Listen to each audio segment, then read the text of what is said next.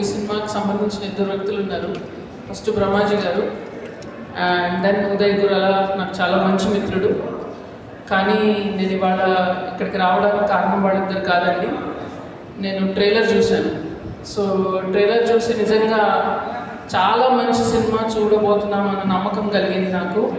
And ఇలాంటి సబ్జెక్ట్ని ఎన్నుకొని ఇలాంటి సినిమాని ప్రొడ్యూస్ చేసిన అజయ్ గారిని ఫస్ట్ మెచ్చుకోవాలి.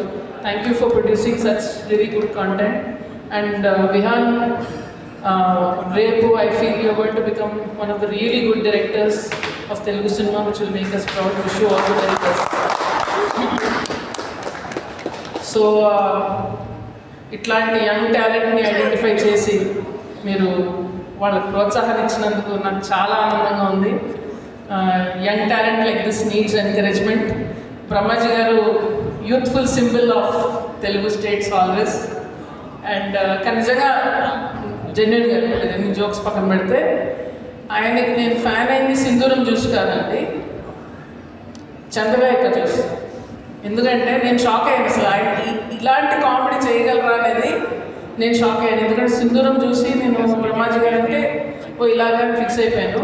And immediately kept changing. And ఇన్నేళ్లలో రకరకాల క్యారెక్టర్స్ పోషించి ఆయనలో ఎంత టాలెంట్ ఉందనే చూపించారు. And really I feel this is going to be one of your best films.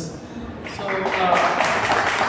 Congratulations to the whole team and wishing you all the very best. And Sun next మీద నేను కూడా ఇప్పుడు నేను సబ్స్క్రిప్షన్ తీసుకుంటాను. Sun next మరి ఇన్ని క్యారెక్టర్లు మీరు చూశారు కదా బ్రహ్మాజీని. సార్ ఇండియాలో టాప్ పాన్ ఇండియా డైరెక్టర్ పనిచేశాను ఒక్క నందిని రెడ్డి గారే.